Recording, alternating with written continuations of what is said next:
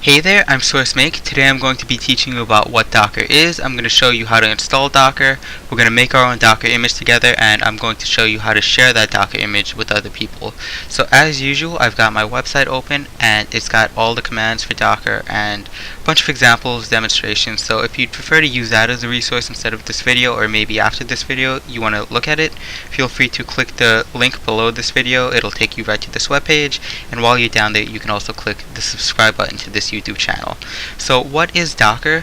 Basically, if you've ever shared a project with someone else, a code project, you might find that the project doesn't work on your computer, which is actually, like, it happens a lot. So the reason could be a number of things, and for one, you might not have a certain library installed on your computer, or maybe your settings on your computer isn't properly configured, and finally you might not even be running like the correct operating system. The code could be for like Windows, and maybe you're running a Mac, and that's just like an issue. It's not your fault, it's just that the code is set up to work for a certain operating system.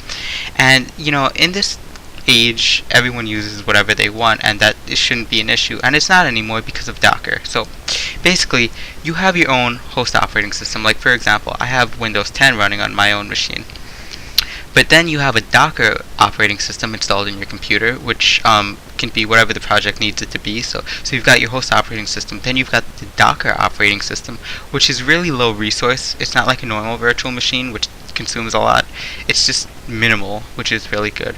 So on top of that Docker operating system, you can install all the dependencies, you can configure it, you can do whatever you need to do, and on top of that, you can have your codes. So you've got this Docker container, which has an operating system, and you configure the dependencies yourself, and it's all you need. And you can share that with anyone, so that if I give it to you, then we can both run it on our different computers, and we've got the same project working. So that's how it works, and it's really cool. I don't think I need to explain more because I think it's actually really popular right now. But how do we use Docker? First, let's install it.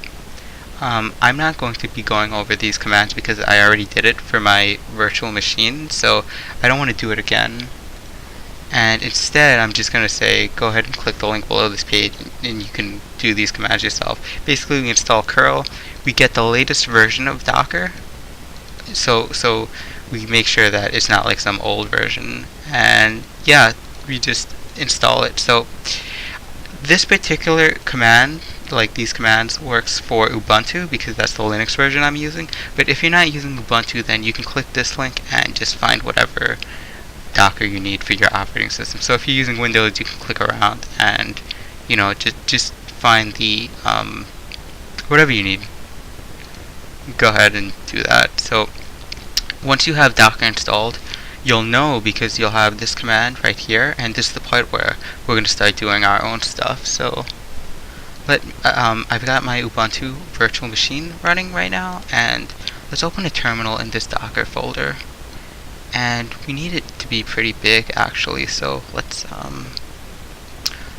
move this all the way over here, and let's move this like this. And the way we know Docker works, and by the way, I have the website on my second monitor because it's a really good resource, and that's what I'm going to be going off of. So again, click the link below this video if you want to follow along.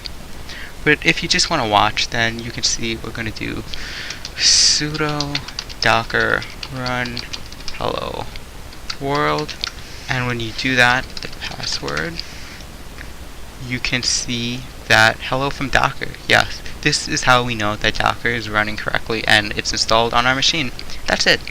So we know we have Docker installed, but now we want to make our own image, because as I said, the whole point of Docker is that I can make this little mini computer, this mini virtual machine that's really low resource, and then we put our code on top of it, and then if you want to use the code, just use the Docker.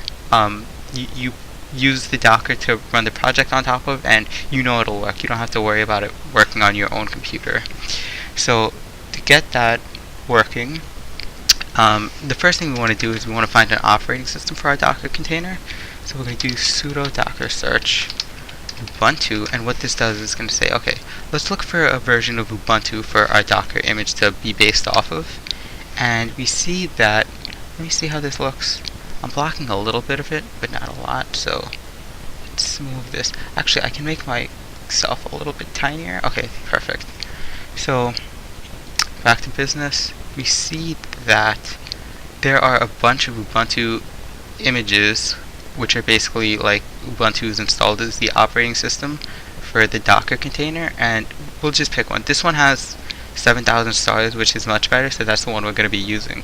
So okay, we chose Ubuntu to be the operating system for our project, and we see that this version of Ubuntu, this image that's already online that someone hosted for us, is a popular one, so we're going to pick it, and we're going to say sudo docker pull Ubuntu. And what this does is it downloads the Ubuntu image from the Docker repository, the Docker hub, out on the internet, onto our local computer. And how do we know this? Well, we're going to say sudo docker images, and this shows all the Docker images we have on our computer. So basically a Docker image is like, okay, you've got the Docker container, but this is based off something, it's not magic. And there are kind people on the internet who already kind of set up images for us, like they installed Ubuntu and they just let us take it quickly to make a quick image, and that's what this is. So we took an Ubuntu image and we have this hello world image from before, and that's what we're working with. So with that said, we're going to move on, and we want to actually do something with this image. So let's say sudo docker run it ubuntu, and what this does is it takes us into the Ubuntu terminal. So we have this image, right? We're going to actually go into this image so we can edit it and configure it how we want, right? Because the whole point is we want our project's dependencies and libraries to be how we want. So let's actually just sudo apt-get. Actually, you know what? We don't need to do sudo. You know why? Because we're locked into root. So let's just do apt-get install Node.js. This might take a long time. Let's just install git, because that one should be quick. Oh, it doesn't even have git, huh?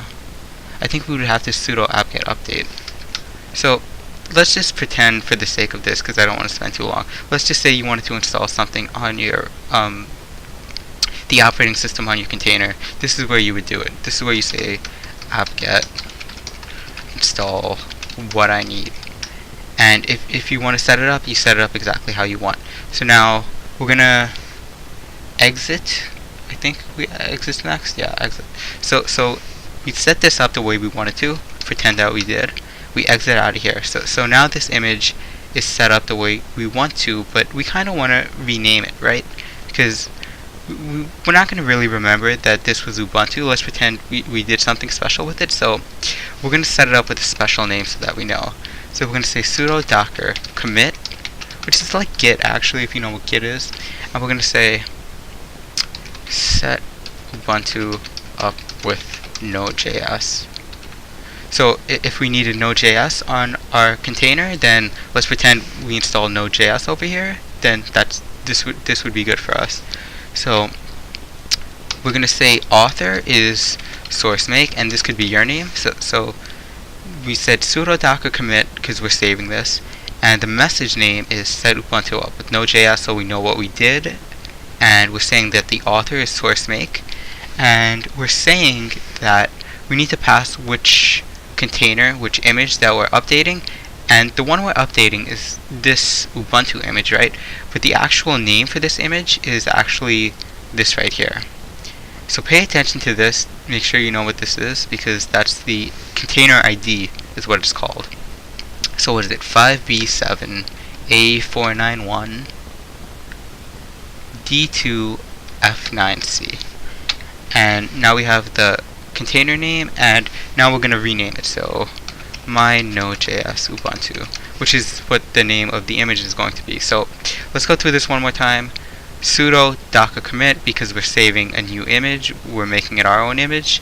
We're saying the message is set Ubuntu up with Node.js because that's what we set it up with. We set it up. I'm pretending.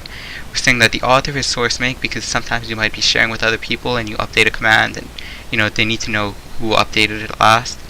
This is the actual container ID, which we found when we went into this image, and the new name is going to be this. So enter, and voila. So how do we know that this works? Well, sudo docker images, and look at that. We've got our new image in our list of images, so we know it works.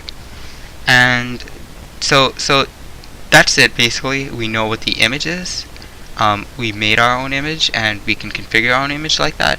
But let me just show 2 quick commands. Sudo docker psa. This shows the list of containers that you have. So sometimes you might want to stop a container. So let's say sudo stop and container ID, which is the same thing that we had up here. So all these images are running on your computer, but you might want to stop some of them, or maybe you have some running and you want to stop them. This is how you would do it. It doesn't seem like a big deal to me personally, so I'm not worried about it. But in case you do need to do that. But anyway, we've got our image running. We created my Node.js Ubuntu, but we want to share this with our friend. Let's pretend this is perfect for our project, right? We had a Node.js project, but we were scared that our friend was going to download the code and it wasn't going to work for him, so we made this Docker container and we're going to give that to him, and hopefully it works. The project works on the container so he doesn't have to worry about setting anything up. So we want to send this image to our friend. How do we do that? Well, really quickly, let's remind ourselves that we have nothing in this folder right now. But what we're going to do is we're going to convert this image into a file. So this image is somewhere on our computer. Sudo docker images. This image is somewhere on our computer, but we want it into a file that we can share. Just email it. Good enough for me, right? And there are special ways to send your image up to a repository for other people to share with, but it's not really that important to me. I don't think that's the best use for it. If you want to do that, you better learn a lot about Docker. But if it's just for you and your friends, or you're a professional and you need to share this with coworkers, then this is all you need, because you don't need to share with everyone. So we're converting this container into a file so that we can share it with someone. So sudo docker image. We're saving the image, and we're gonna call this my image .docker.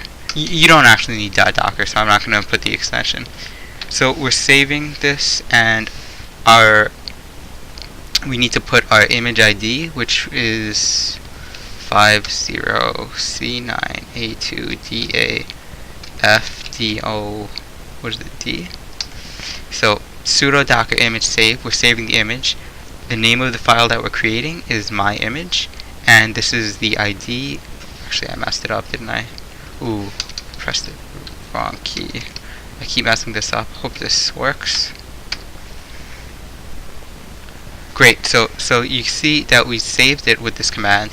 Now we've got this file. So we just ship this in an email to a friend, and good to go.